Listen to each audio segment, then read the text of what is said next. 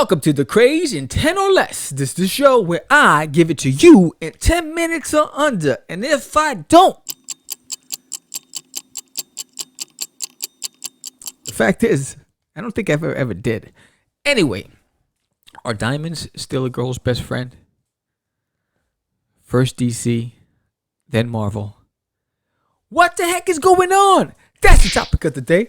I'm Sam the Crazy Man Vera. Stop acting up. Let's get it.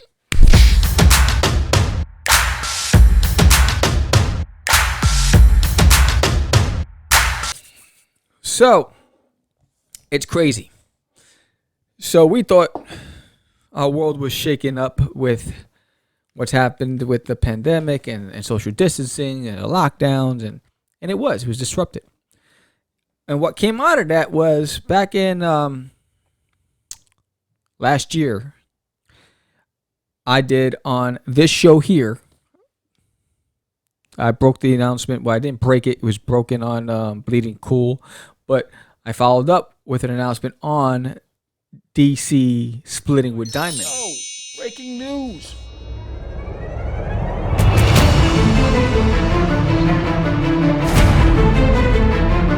Breaking news. DC Comics separates from Diamond Distributors. And DC going with Luna and Luna and UCS, right? So that was like scandalous. It's like, what's going on over there? Then because of that, that's a huge dip in the purse strings. So DC Diamond had to start cutting staff and downsizing. Then in February, Diamond announced that they were going to close up. They were closing up one of their locations, distribution centers, and I got my notes here. Diamond closes new Memphis location and transfers everything over to the Olive Branch, Mississippi location. That was a direct impact of the fact that financially they're not able.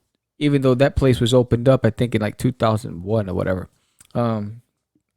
they can't maintain the payroll and the cost to run that other location, so they had to cut. So we all knew that Diamond had a stranglehold on retailers. We all knew that. I mean, there's been complaints for years. I mean, I think there was an article back in 2005 where they talked about how retailers were complaining that Diamond either overshipped them or undershipped them or didn't send them what they actually requested or send them a ton of back stuff that they never even asked for, and how that impacted the retailers because now they had to spend the labor and the manpower to, contact them, repackage everything, ship it back to Diamond. So all that stuff was cost, but it was Diamond's way of like punishing the retailers. Or, saying I really don't give a damn, because I'm the big fish.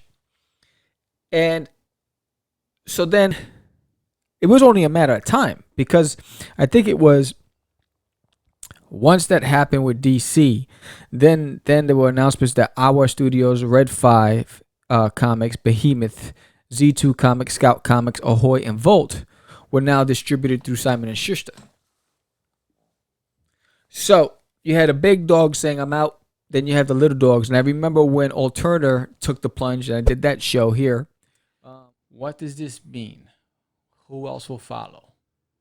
So Alternator said, I'm not going to allow these guys to control my purse. We're going to get our product out to the stores. That show here. Alternator took the plunge and said, you know what, we're going to do direct ship. We're not going, because Diamond announced they were closing down due to the pandemic, and Alternator's like, I can't afford for you to shut down my business. So they decided to do direct shipments to the retailers. So tall tale signs that London Bridge was about to fall down. DC said, you're withholding funds because of cash flow problems, and you're not soliciting for the next couple months. All right. Here's an opportunity to change direction. Who else is going to follow suit? Down. So now the story was broken on Bleeding Cool, where now Marvel announced that they're going to Penguin Random House as of October 1st. And they're waiving freight costs. So, why is that important? I remember back in the early days of Crazy Comics, I have an official letter from Diamond right here. It was my early days when we first started doing comics, and we were young. We didn't know anything about comics. But comics, we were rejected by Diamond, and Diamond had a list of 10 things that they can reject. Or the reasons why they can turn you down. And I remember they were just saying the art was rough. That was it. Nothing else. And I'm not going to tell you which book it was, but it's amazing. So I remember I was one of the early victims. Again, we didn't know any better. We were young. We were just starting out in comics, and but it was a good lesson to learn. So the reason why I bring this up is because I'm an indie, and you're an indie, and this is an indie show. So what could this potentially mean for us? Number one, my gut tells me that Diamond's days are numbered. And the reason why I think about Blockbuster. Remember Blockbuster Video? They could not see the trend change. They didn't know how to innovate. They rested on their laurels, and they said, we are the biggest fish in the sea, and no one's going to be able to stop this machine. And I think that's what Diamond, the arrogance, this is what Diamond had. They fell victim to it. They weren't adapting to the change. So two things can happen. Well, number one, Diamond's going to be a lot smaller in how they handle things. And I guarantee you there's going to be a press release coming soon about them cutting staff and locations again. But they're not just the only ones, because, when DC dropped Diamond and decided to go with Luna and UCS eventually dropped DC because they had these erroneous demands, right?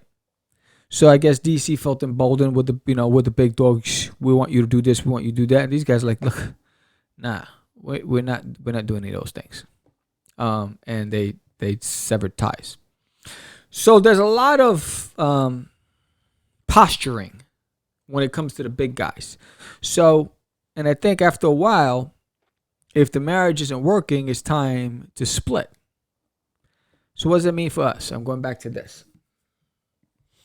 Don't know what it means. I think for the small guys, it's in their best interest to, number one, if you're going to do comics, make sure you have at least a catalog, at least a few books, issues done. At least 1 through 4, 1 through 5. Have some issues done.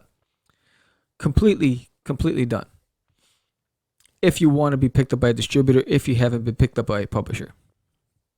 What I would suggest is you do direct market in your local towns, in your local cities, in your state. Don't break your bank trying to get into stores and taking on these shipping fees. Go to places that are within driving distance of your home.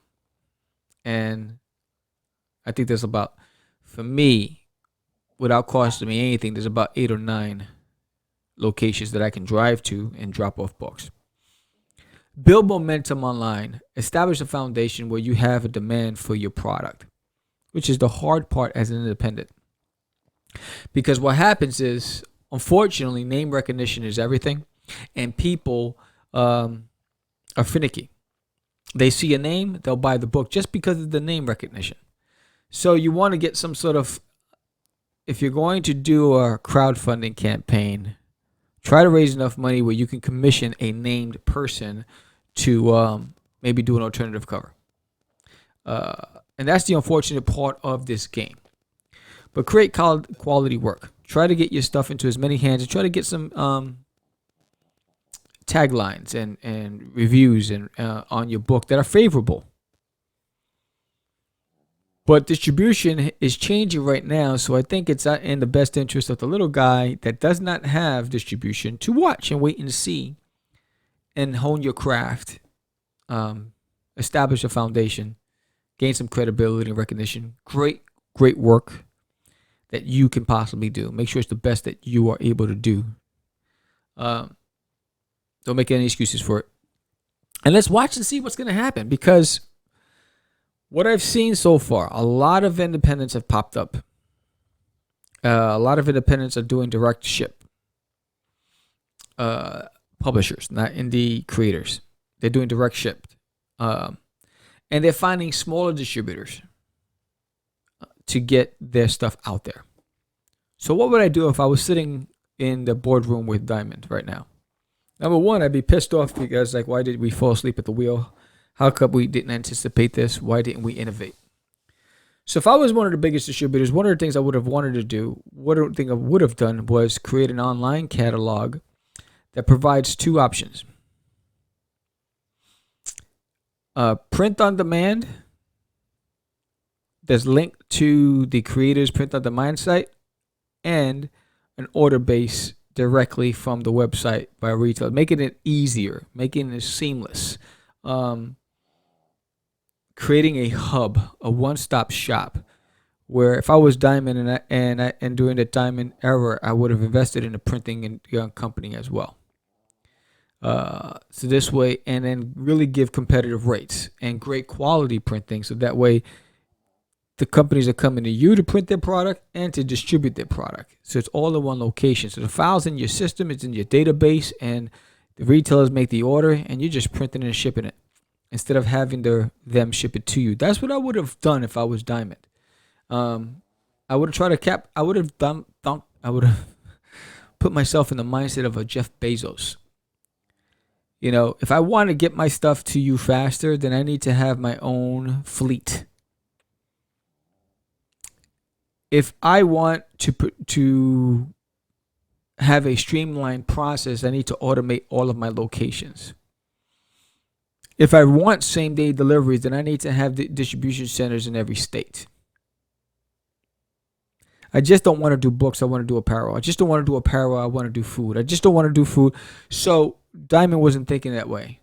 They were banking on just being distributors, and I think that's where they fell apart. And number one, I think the arrogance, and I think what happens when you get too big for your bridges. I think, even your closest friends decide, you know what?